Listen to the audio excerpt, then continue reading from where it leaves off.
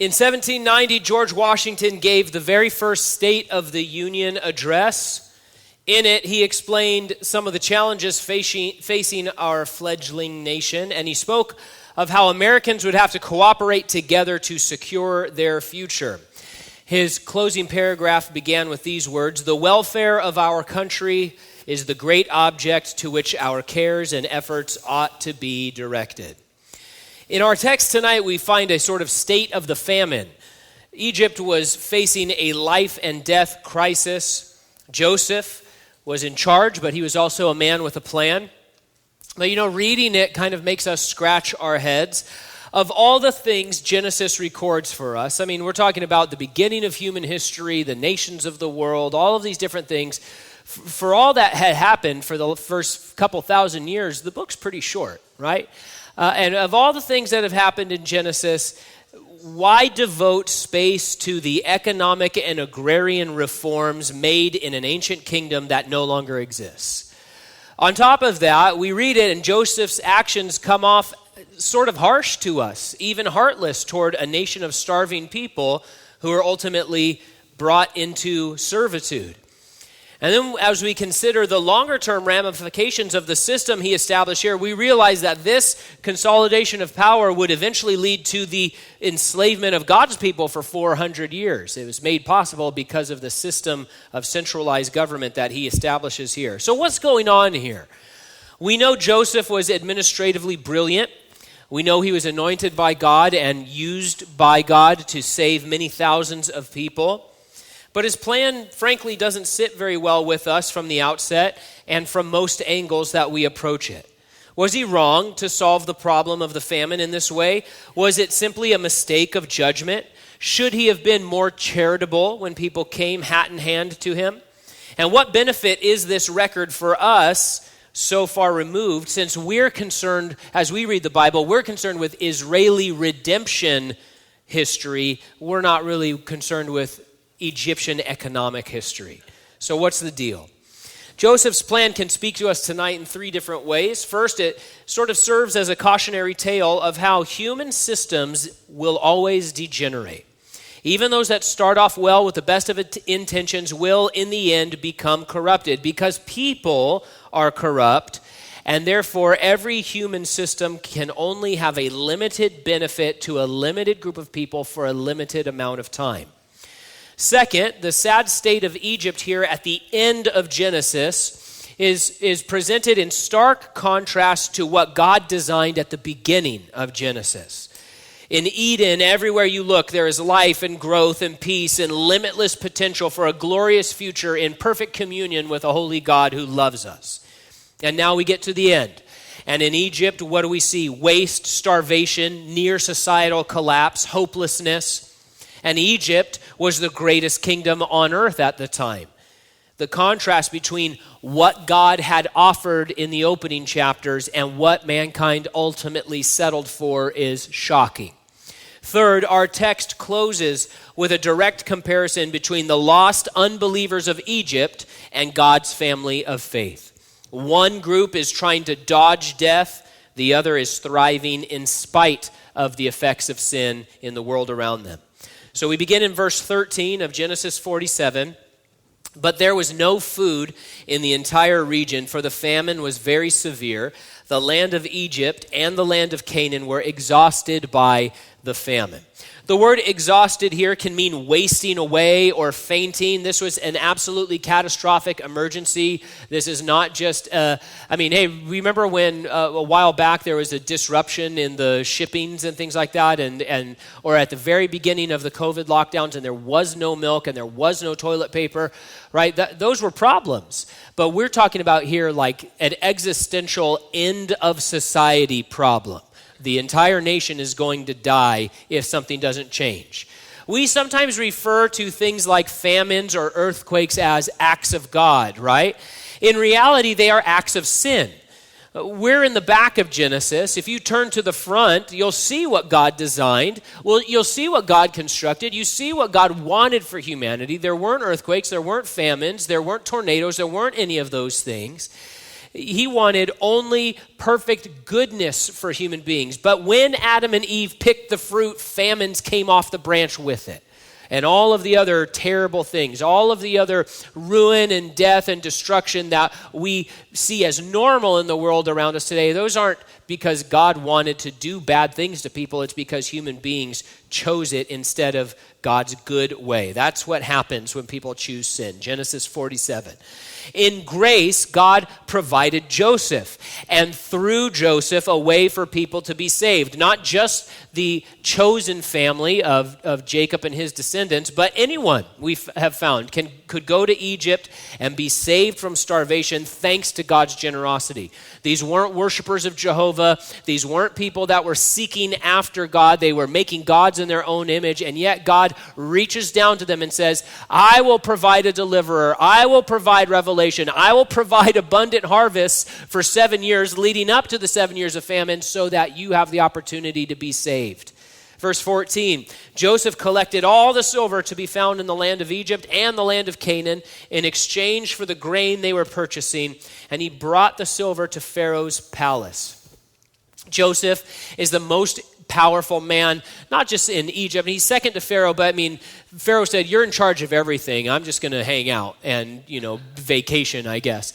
Joseph's not only the most powerful man in Egypt, he's the most powerful man in the world at this point. And he exerts enormous control over the economy and the governmental policy of Egypt in this text. But we see that he does not do so to enrich himself. Each time he brings something in, he's careful to deposit all of it in Pharaoh's accounts. All the silver goes to Pharaoh's treasuries. All of the animals, all of these different things, they go to Pharaoh. No insider deals for himself. Imagine that. Modern readers might tend to think, okay, but he should have just given the grain away for free. That's what we expect, right? That's what is normal for us from our governments, we think, right? When a disaster happens, the government shows up and they say in front of cameras, we're going to spend $10 billion, right, to alleviate the damage done by this hurricane or this fire or this tornado. Of course, you follow up on that, and regular people never seem to actually see any of that money, do they? But this is something that the governments of the world today say they do. Well, we'll just give all this money away. In July of 2022, Bloomberg published an article titled, How Much COVID Relief Was Stolen? No One Really Knows. And in it, they write this: hundreds of billions of dollars were likely siphoned off of aid programs, and they called it wasted money on a historic scale. So we're used to that. So on the one hand, we're like, well, the government should just come in and just give the grain to all of the people. At the same time, we understand that, well, our government says they do that, but does it really end up happening? No, not really. So that kind of corruption and siphoning off wasn't happening under Joseph's watch because Joseph was a man with godly integrity. It's not that he had a better system. It's that he had personal integrity. He was a godly man. So why not give it all away to these hungry people? There are a few reasons at least. First, that's simply not how things were done at that time. Bible commentator Derek Kidner writes, it was unquestionable in the ancient world that one paid one's way so long as one had anything to part with, including, in the last resort, one's liberty. And that's exactly what's going to play out in this passage. That's how people did things. That's how societies did things at this time.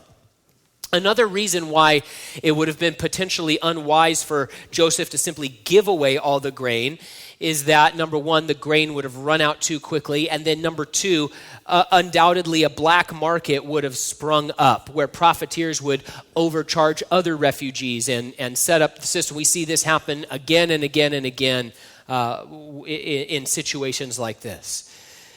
Joseph also had to plan past the famine. You see, the problem he was solving was not just people are hungry today. The problem he had to solve was people are hungry today and Egypt needs to exist tomorrow. Right, so he had to plan past the famine. Egypt would need to sustain longer than the 7 years of lack. Kenneth Matthews writes, what Joseph established not only saved the people from starvation, but also provided a system whereby they could live securely once the famine abated. And so that's why he's not just giving it all away. Verse 15, when the silver from the land of Egypt and the land of Canaan was gone, all the Egyptians came to Joseph and said, give us food. Why should we die here in front of you? The silver is gone. Silver, so desired, so coveted, so valuable in one moment, can be absolutely worthless the next. If you follow some of the collapses of some of these countries like Venezuela, Zimbabwe a number of years ago, where these astounding, comical, if they weren't so tragic, headlines are coming out that a hamburger is $50 million of their dollars, for real, right? I want a hamburger, okay, it's $50 million. And a friend of mine, he had done some missions work in Zimbabwe, and so then after their economy collapsed, he went on eBay and he bought for 50 cents one of their $1 trillion bills, because they just had to keep doing this, and their money had no value. And all of that money that had been stored and scratched for and saved and all that stuff, it was just worthless one day. You can't eat it. You can't plant it. Like our own society, Egypt was probably full of people who had dedicated their lives to piling up wealth for themselves. Silver that they worked so many years for was gone, was worthless, was not a factor. And it's a good reminder for us to not put our trust in silver or gold or what some sacrilegiously call the almighty dollar. That's been a great sub-theme in this section of Jacob's story. Just the neutralization of money and silver and wealth, and how even when Jacob was hoping it would make a difference for his situation, it just didn't. And in fact, it caused some problems for them. But even here we see all of the silver, it was just gone. And guess what? People were still hungry. People were still in need. They said, why should we die here in front of you? Good question. They shouldn't. Joseph didn't want them to die. More importantly, God didn't want them to die. He wanted them to live. Even though they were unbelievers, even though they were pagans, he wanted them to live. That's why he put Joseph in that position. That's why he allowed Joseph to go through all of that suffering, so that people might be saved in the end. He wants you to live too. He wants your family, your neighbors, your friends and enemies. He wants them to live. And there's no need for anyone to die eternally when God our Father has thrown open the gates to his throne, and he has unlocked his storehouses, and he has beckoned all to come and say, hey, come and receive from me so that you can live and not die. In their hour of need, whether you were a Canaanite or Egyptian or whoever, there was only one place they could go, to the person God had provided. It didn't matter if you were Egyptian. It didn't matter if you were a Canaanite. It didn't matter if you were a Hebrew. Everybody streamed to not a place, but to a person. They came to Joseph, this one man who could save them. And he was ready to save anyone who came to be saved. And the parallels to Jesus Christ are obvious and beautiful. You can come from any corner of the world. You can come from any walk of life. You can come with any level of need. And he says, come, the storehouses are ready. I will distribute to you freely. If you will give yourself to me, I will give myself to you. Verse 16 says, but Joseph said, give me your livestock. Since the silver is gone, I'll give you food in exchange for your livestock.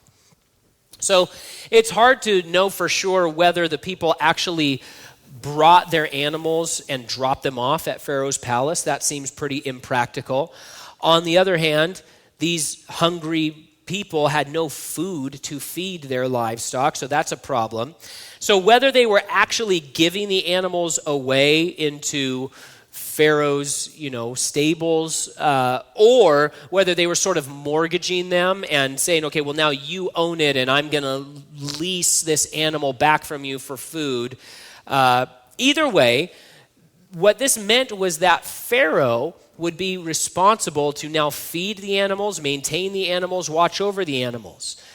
Joseph is not just taking the animals as pure profit, he's relieving the penniless Egyptians from the responsibility of caring for these animals, this livestock, and this livestock was essential for the nation and for the international economy. Right? They have to have these animals. We don't have livestock because that's a big bother, and we have cars, right? And so, but their national and international economy was was dependent on this livestock, and they had no food to feed it. So Joseph is not just saying, well, just give me your animals and I'm just going to leave you even poorer than before. He says, okay, listen, the livestock have to survive. You have no food to feed them. Give us ownership and control over the livestock. We will keep them alive, and probably you will actually keep the actual animal at your house because you're going to need these animals to till the ground eventually. But it's not just a pure profit scheme that Joseph is bringing into Pharaoh. He says, hey, we're going to take the responsibility of maintaining these animals so that you don't have to. Verse 17, so they brought their livestock to Joseph, and he gave them food in exchange for the horses, the flocks of sheep, the herds of cattle, and the donkeys. That year, he provided them with food in exchange for all their livestock. Scholars tell us that where it says he provided them with food, it can be understood as he escorted them through distress to safety. What a lovely thing to read. Joseph used his great power not to oppress, but to assist and to guide. He walked with these needy, desperate people through the valley of the shadow of death. He was with them along the way, but it was a long walk, year after year. The famine dragged on. And as it dragged on, not only was it a long walk, but we realize that Joseph had to shoulder more and more and more responsibility, more weight as more and more people became hungrier and hungrier. And he says, okay, and he's having to manage, okay, are the storehouses enough? And our Lord, his storehouses never run out, of course. But we see as Joseph takes on this compassionate responsibility, it's not just a one-time thing he did. He's not just lining his pockets. He's not just making Pharaoh wealthy or more powerful than he was before. He is taking on himself the weight of the responsibility of every life, of every family, of every animal, of the entire global community. He's the guy being used by God to make sure that they are seen through this famine, a famine that was there because human beings chose to sin instead of to honor God and to go his way. Verse 18 says, when that year was over, they came the next year and they said to him, we cannot hide from our Lord that the silver is gone and that all the livestock belongs to our Lord. There's nothing left for our Lord except our bodies and our land. Why should we die here in front of you, both us and our land? Buy us and our land in exchange for food. And then we and our land will become Pharaoh's slaves. Give us seed so that we can live and not die, and so that the land won't become desolate. Cynics out there will say, well, the Old Testament is pro-slavery. The Bible, it gives a thumbs up to slavery, and so therefore we should throw the Bible out like an old weird book. We read this or sections in the law of Moses that talk about owning or becoming slaves, and if we're honest, it feels a little sketchy, right? Because slavery is bad, and we all agree with that. So what's going on? The reality is the slavery being discussed here is not what we think of when we think about slavery in America.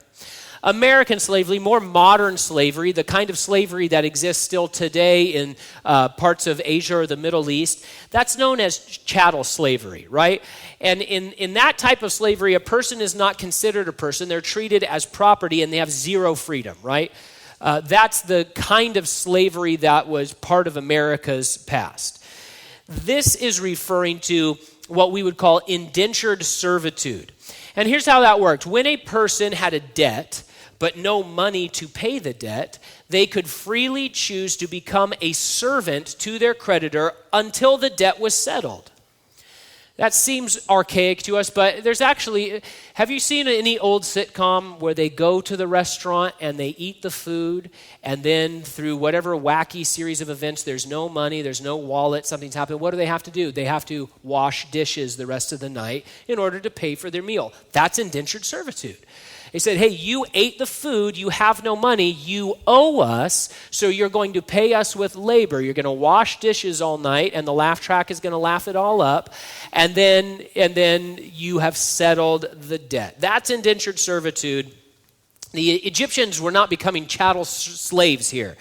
They would still retain their personal freedom. Their lives would be the same. They were farmers before, they were farmers still. They would have personal freedom to come and go before, they still would after this agreement. But now they were becoming employees of the crown, employees under Pharaoh with the legal requirements that come along with that. And we notice that it was their idea. It wasn't Joseph's idea. He didn't come and say, I've got an idea, and like put his fingers together, Mr. Burns style. They came to him and they said, listen, we don't have anything left. We need to solve this. We understand that you're not just going to give it all to us, which they wouldn't have thought that he should have anyway in their culture and in that time. And so it was their idea. This was a widespread practice throughout Mesopotamia, particularly during famines. There's all kinds of old documents and agreements that they have found in different places from ancient times in Mesopotamia where they said, hey, this famine happened, so this group of people said to this king, we'll work for you as long as you pay us and take care of us and protect us and see us through this thing. As Henry Morris points out, the alternative to this plan would either be death for all the people or social anarchy, which of course just means death for the people, right? So we see the word slaves in the Old Testament in some of these passages, and it bothers us. But we need to understand first that this is not American slavery. And second, the plan that they're talking about, we're becoming slaves to Pharaoh, this is going to cost Pharaoh quite a bit. Because now the crown is responsible to not only protect the kingdom and its borders, but to also now feed and clothe and support all the people and their animals, not just for a couple of years, but continually. So that's what's going on here. If Joseph rejected their proposal, the result would have been that all the people would eventually die, and they say the land is going to revert to desert. Right? So they had developed Egypt, they had irrigated it, they had turned it sort of into a faux garden that could grow some things. And they said, but if we don't keep it up, the desert is going to claim the land of Egypt. And that was true. And so again, we have this incredible contrast between God's Eden and man's Egypt. Egypt is the best, the strongest, the place to be. And it was just a year or two from being swallowed up by the sand dunes, just gone, wiped off of the face of the earth. Meanwhile, God has wanted Eden for us this whole time. That's what God wanted. What did God want for humanity? He wanted Eden, where everywhere you look, it's green. Everywhere you look is growing. Every tree is bearing fruit, thousands upon thousands of trees, and you're hanging out with animals, and you're doing all this incredible stuff. That's what God wanted. But we failed as the human race. That's what sin did. We remember back in Genesis 2, the Lord, he put Adam and Eve in the garden, and he said to Adam, what he wanted him to do was to work the garden and to watch over it. Right? He says, you have dominion. That's your job. I'm going to partner with you and we're going to commune together. But your job, Adam, is to work this beautiful, good garden and to watch over it. And now we fast forward a few generations later, and what do we see at the back of the book? What has man accomplished? We can barely keep God's good creation from being completely ruined because of the sin that we introduced into the cosmos. Notice they not only ask for food, but they also ask for seed. This is great. They believe that Joseph was right when he said the famine would end. So he's not just an ATM to them. They're not just going and saying, you have stuff, give us stuff. They say, okay, Joseph, we believe you. You were right that there was going to be 7 abundant years. You were right that there are 7 hard years. And we believe that those years are going to come to an end. And so don't just give us grain to eat, give us seed to plant, because we're coming to the end of this thing. And we're going to see a crop after those 7 years end. They had that hope only because God had revealed it to them. Joseph didn't show up and say, I know what's happening. The people of Egypt said, we heard you can interpret dreams. And he says, I can only tell you what God says. And luckily for them, God had the grace enough to reveal to them what was going to happen. He's a God of revelation. But they did believe that revelation. And so they hung the weight of their lives on Joseph and by extension, God's grace and what he had revealed.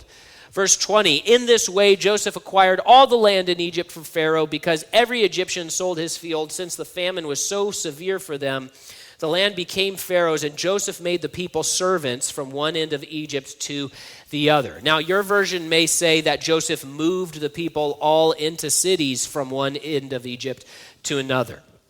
The truth is, the Hebrew words are very similar. Septuagint has it one way, the Hebrew Bible has it another way.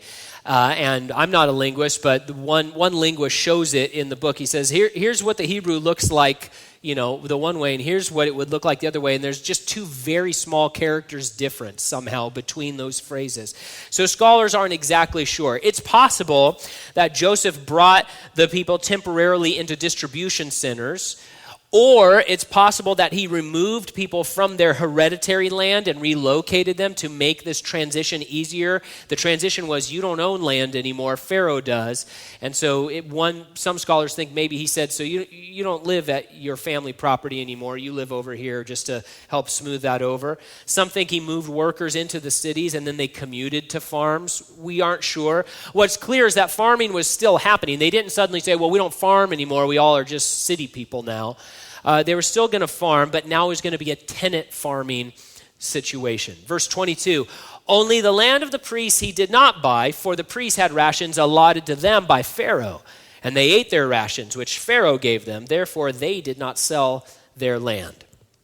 So it seems that Pharaoh sort of stepped in at this point, and he said, hey, this is all fine what you're doing, but the priest class is exempt from this. In fact, in verse 17, where it's listing the animals that came in, horses and cattle and all of this stuff, the fact that horses are listed, horses were an animal of the aristocracy, of the high class, upper echelon people. And so it's indicating that Joseph treated everybody the same, whether you were rich or poor, whether you were important or not important. He says, hey, everybody's getting the same deal, right? And that makes sense because God is not a respecter of persons. His grace is the same, right? But Pharaoh steps in and he says, not the priests. They're getting their own thing. I give them a salary. I give them their own food. They get to keep their land. And so Pharaoh says the priests are exempt. They get all of their stuff. And it is attested to widely in archaeological history that the priests were exempt from these taxes and had their own lands. But again, this is a cautionary tale. You see, the priests of Egypt over time became richer and richer, stronger and stronger. And over that time, tension would begin to build between the pharaohs and the priests because ultimately the priests had more power and wealth than the king actually did. One source writes this, in time the priests began to serve themselves more than the people or even the gods. One of the contributing factors to the collapse of the central government at the end of the Old Kingdom was that the king had exempted the priesthood from paying taxes. What started off well in the human system degenerated and decayed and brought destruction. Why? Because even though it was well-meaning and generous at the first, it was corrupted because men are corrupt. And inevitably, the human system brought destruction instead of construction. Meanwhile, these priests, who Pharaoh was protecting, who Pharaoh was carving out for, who Pharaoh was insulating from the pain of this famine, they should have had to answer to the starving people of Egypt. Where was Neper, the god of grain? Where was Osiris, the god of agriculture and vegetation?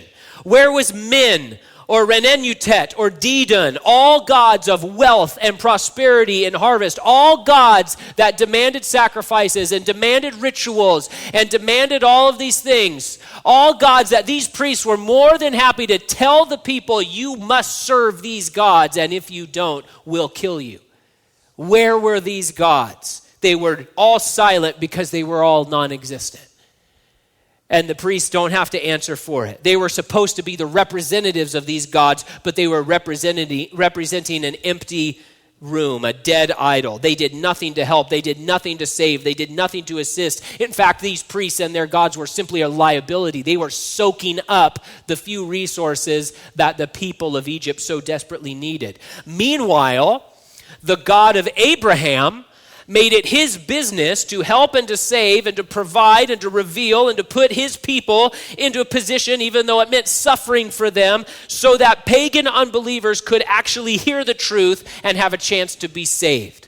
Oh, what God has done to pour out grace on an unbelieving and undeserving world. Verse 23 continues, "Then Joseph said to the people, 'Indeed, I have bought you and your land this day for Pharaoh. Look, here is seed for you, and you shall sow the land. And it shall come to pass in the harvest that you shall give 1/5 to Pharaoh, 4/5 shall be your own, as seed for the field and for your food, for those of your households, and for food for your little ones.'" I love any time the Bible talks about little ones. It's great. So this 20% flat tax in Egypt was much less than the norm at the time. Seems high to us maybe, but it was actually much less. At other points in Egyptian history, the tax was more like 33%, upwards of 40%. Under Hammurabi in Babylon, tax on produce was 66%. It was 50% in Sparta, 75% in ancient Iran. So the truth is, this was not a high tax at all. Of course, it makes Israel's 10% tithe seem tame, but this was still a low bar comparatively. Now that sin dominated creation, the sad fact was that taxes were necessary. Why? Well, because governments were and are needed to control human behavior. And we know here from what's happening that some central planning was necessary because this wasn't the last famine. This wasn't the only famine. This wasn't the only disaster or cataclysm. Other famines would come. Hostile armies would invade. There would be problems. Floods would decimate crops. And then what would happen? And so, sadly, we find in the book of Genesis, taxes, like famines, are a reality because of sin. And that's what's going on here.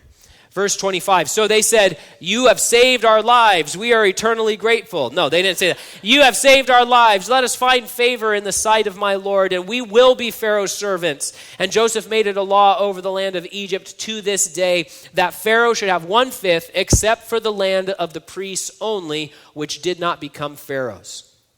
There's research that shows their words here, "You have saved our lives," are more than just a grateful sentiment, that they were also a legally binding agreement. At the same time, Joseph was a national hero. They saw his actions as full of grace and compassion. Their response to his grace was a desire to serve and to remain under the protection of the king. They didn't say, "Hey, we're trying to get out of this as fast as we can." They said, "We want to stay in the service of the king because of the grace you're showing us." But still, this is a far cry from what God established, what God wanted back in the beginning of the book in the Garden of Eden. And what was a welcome relief for the Egyptians at the time would become a very brutal and oppressive regime later on. That's what sin does to human systems. Meanwhile, back at the ranch, verse 27, "So Israel dwelt in the land of Egypt, in the country of Goshen, and they had possessions there and grew and multiplied exceedingly." What a dramatic statement after the verses we just read. Egypt is dying. People are starving. Their only option is indentured servitude. They give up everything just to survive. And then you pan over to God's people, and it's like it's a completely different world.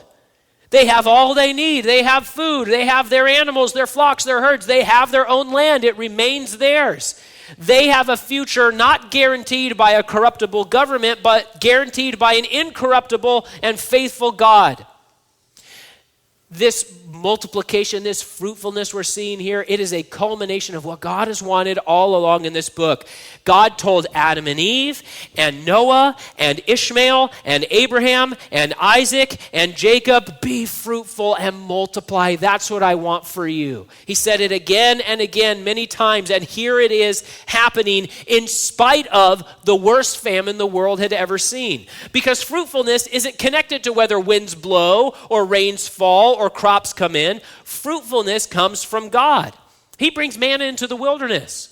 There's nothing here. There's just rocks and dirt. He's like, actually, no, there's honey cakes from heaven that you get to eat. Blammo, there it is. Gather as much as you want. That's what he delights to do. At the same time, Bible commentator Eugene Roop points out, when we compare Israel to Egypt in this dramatic scene, God's people don't quite fit in with what's going on, do they? Abraham, of course, didn't quite fit in Canaan. Noah didn't quite fit in Mesopotamia. The Christians didn't quite fit in ancient Rome. We can't quite fit in because the Christian life is a completely different world than the Egypt everyone else lives in. Yeah, we live in the same geographical location, but the worlds are completely different. That's what we're seeing here. Look at Egypt for Egyptians. Look at Egypt for Israel. It's completely different.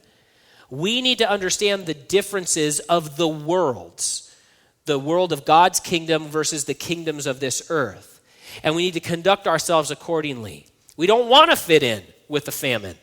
We want to enjoy the full fruitfulness of God by being in the place he's placed us, following his leading, abiding by his boundaries, trusting in his provision day by day, knowing he is with us no matter what.